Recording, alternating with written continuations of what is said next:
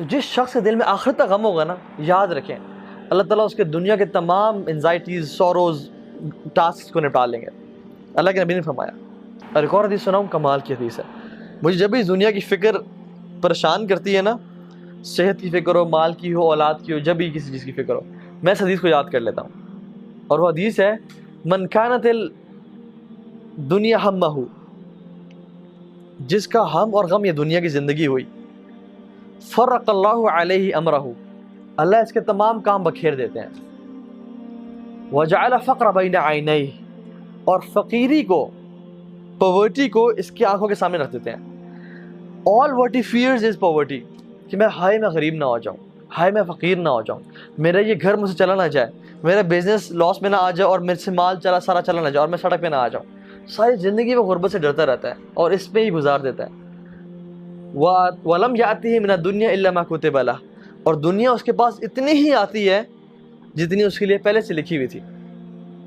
ساری ٹینشنز کے بعد، ساری مشکلوں کے بعد دنیا اتنی آنی ہے جتنی پہلے سے لکھی ہوئی تھی۔ وَمَنْ كَانَتِ الْآخِرَةُ نِيَتَهُ، اور جس کا فوکس آخرت ہوتی ہے، جمع اللہ علیہ امرہ، اللہ تمام کام اس کے لیے جمع کر دیتے ہیں۔ اس کا مطلب کیا ہے؟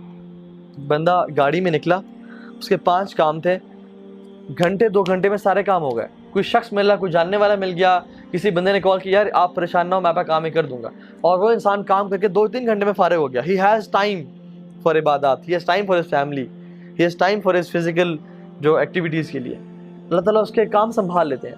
لیکن دوسرا شخص ساری زندگی کچہری بیٹھا رہا، کام نہیں ہوا، ساری زندگی ہاسپٹل چلا گیا، اس کی بیماری کا علاج ہی نہیں مل رہا، وہ 50 ڈاکٹر کے پاس جاتا ہے، 60ویں کے پاس آ کے اس کو علاج ملتا ہے، وہ دنیا کے کاموں میں پھنسا رہتا ہے۔ اور آپ کتنے کیسز دیکھ لیں، وہ کیسز ریزالو کب ہوتے ہیں، کورٹ فیصلہ کب دیتی ہے، جب وہ بندہ مر چکا ہوتا ہے۔ ہمارے سامنے ایگزامپلس ہیں، ہمارے سامنے کہ لوگ کتنا پھنسے رہتے ہیں کاموں میں۔ تو اللہ تعالیٰ اس بندے کے کاموں کو جمع کر دیتے ہیں جس کا فوکس آخرت ہوتی ہے۔ وَجَعَلَ غِنَاهُ فِي قَلْبِهِ، اور غنا کو، تونگری کو اس کے دل میں بھر دیتے ہیں۔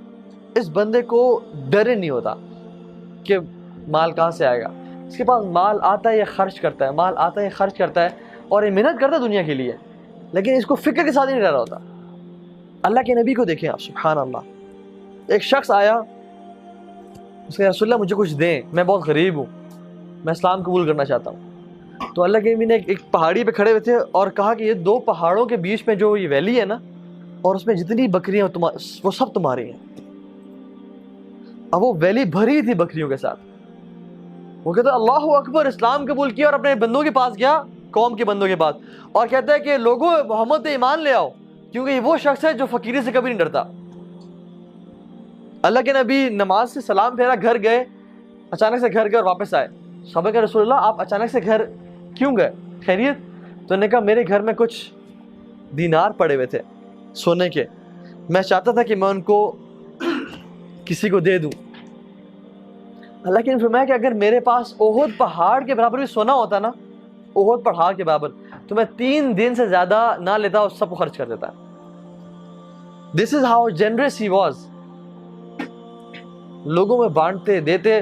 کبھی پتہ ہے تونگری کیا ہے، مالداری کیا ہے، یہ چیز یاد رکھیں لائف میں۔ اللہ کے نبی نے فرمایا لیس الغنی عن کثرۃ العرض، زیادہ مال ہونا پیسہ نہیں ہے، ولکن الغنی غنی القلب، اصل تونگری اور مال پتہ کیا ہے، دل کا غنی ہونا۔ میں نے اپنے سامنے بلینئرز کو روتے دیکھا بچوں کی طرح، جب ہم کاؤنسلنگ کرتے تھے چھوٹی سی بات پہ، اور ان کی لائف اتنی ٹائٹ دیکھی ہے میں نے کہ میں حیران ہو گیا کہ اتنا مال ہے یار تمہارے پاس، تم چاہو تو فیکٹریز خرید لو، لیکن زندگی بہت ٹائٹ اور پریشانی میں زندگی گزار رہے ہیں۔ اور میں نے سیکیورٹی گارڈز کو دیکھا ہے اور غریب لوگوں کو دیکھا ہے، وہ زندگی ایسی گزار رہے ہیں کہ جیسے بادشاہ ہیں۔ یہ کیا چیز ہے؟ یہ اللہ کی طرف سے ہے۔ مالداری مال میں نہیں ہے، وہ چیز کس چیز میں ہے؟ وہ دل کے غنی ہونے میں۔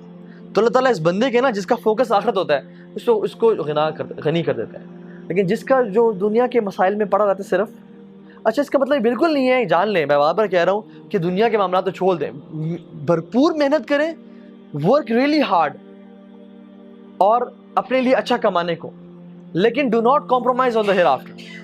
میں اتنا کہہ رہا ہوں، اچھی ڈگری لیں، اچھا بزنس کریں، ریسرچ پراپر کریں، یہ نہیں اپنے گھر کو مینٹین رکھیں، یہ نہیں کہ سب فانی ہے چلا جائے گا، نہیں، اچھی زندگی گزاریں. یہ تو ہے ربنا آتنا فی الدنیا حسنہ وفی الآخرۃ حسنہ، لیکن فوکس اپنا رکھیں آخرت کی زندگی کو.